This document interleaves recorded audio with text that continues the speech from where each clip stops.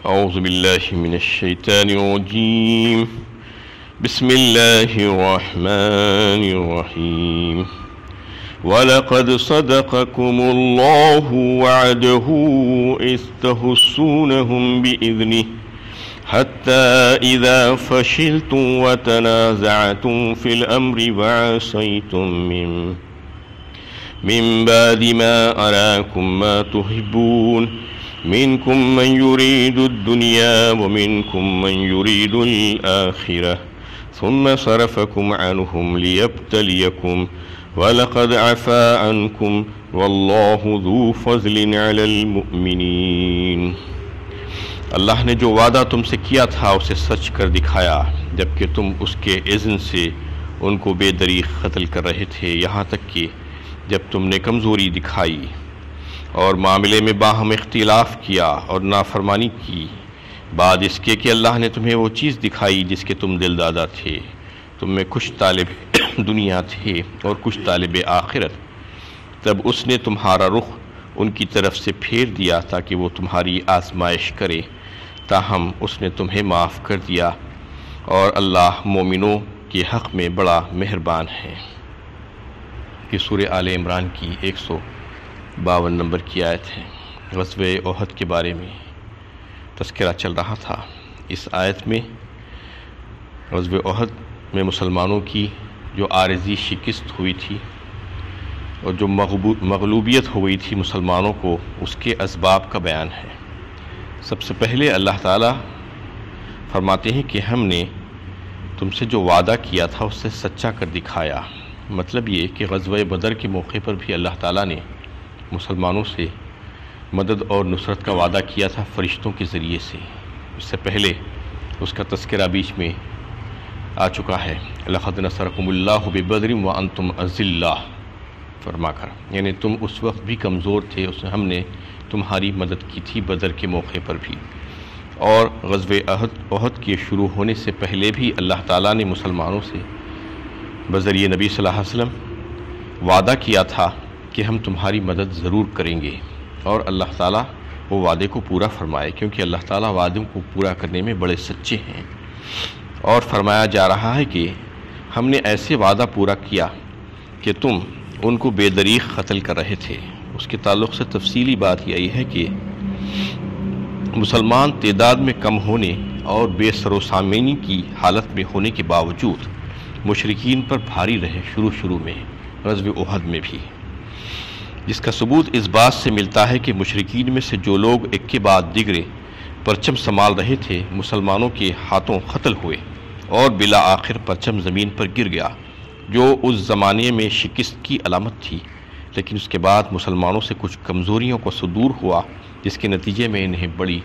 ذکر اٹھانی پڑی۔ تو اس کا تفصیلی معاملہ اللہ تعالیٰ یہاں بیان فرما رہے ہیں کہ ہم نے تو تمہاری مدد کی تھی اور تم بے دریغ ان کو قتل بھی کر رہے تھے،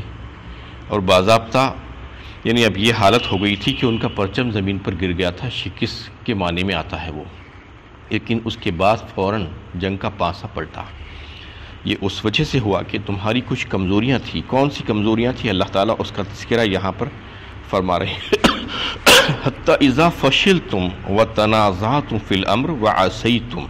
تین باتوں کا تذکرہ اللہ تعالیٰ اس میں فرما رہے ہیں کہ تم نے پست ہمتی کی، کمزوری دکھائی،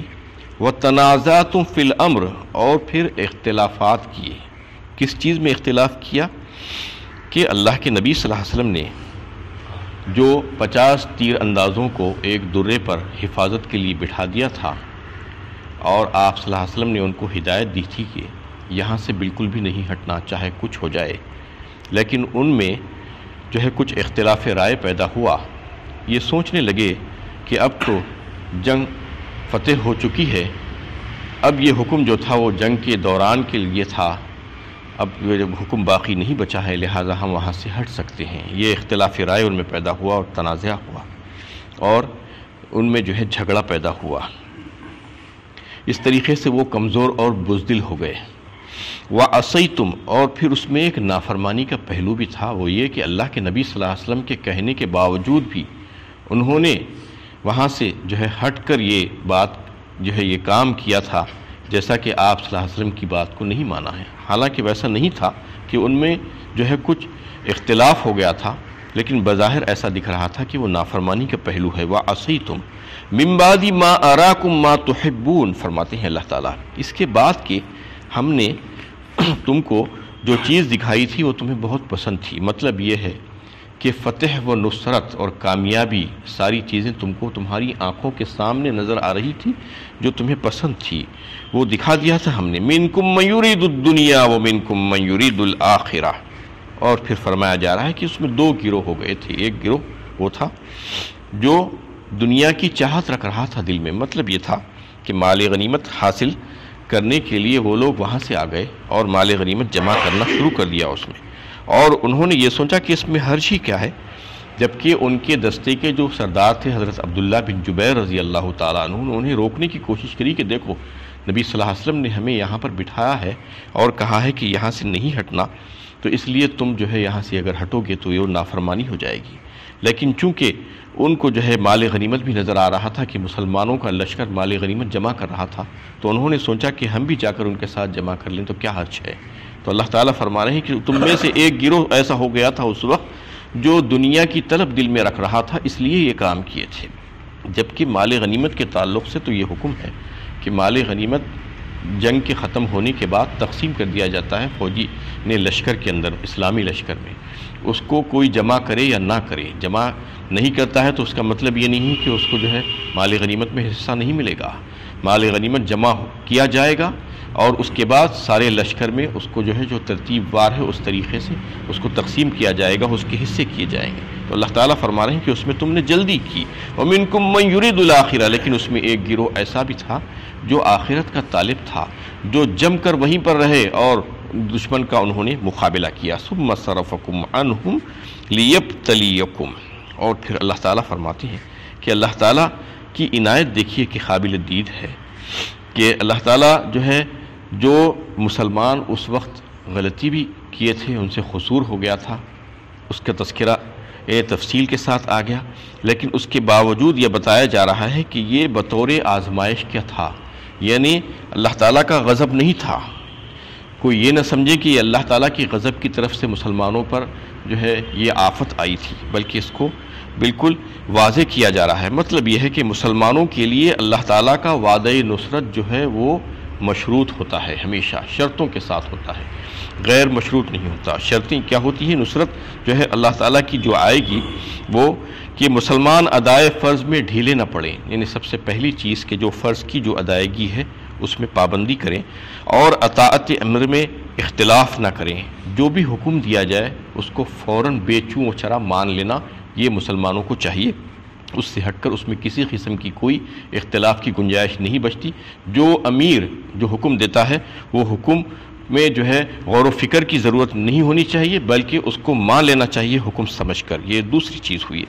اور خدا اور اس کے رسول کی نافرمانی نہ کریں اور آخرت کو چھوڑ کر دنیا کے طالب نہ بنیں۔ یہ چند شرائط ہوتی ہیں اللہ تعالیٰ کی مدد اور نصرت کے تعلق سے۔ یہ شرائط اگر پورے کریں تو اللہ تعالیٰ کی مدد اور نصرت اس وقت بھی آتی تھی اور آج بھی آتی ہے۔ وہی اللہ ہے، آج بھی مسلمانوں کی مدد کے لیے تیار ہے، وہی آج فرشتوں کو بھی بھیج کر مدد کر سکتا ہے مسلمانوں کی، لیکن مسلمان جو ہے جو شرائط تھے وہ شرائط کو پورا نہیں کر رہے ہیں آج، اس لیے ان کی مدد نہیں ہوتی۔ آج وہ روتے بیٹھے ہوئے ہوتے ہیں کہ ہماری مدد نہیں ہو رہی ہے۔ تو اس میں ایک چیز تو یہ بتائی گئی کہ اللہ تعالیٰ کی جو مدد ہوتی ہے وہ مشروط ہوتی ہے، لیکن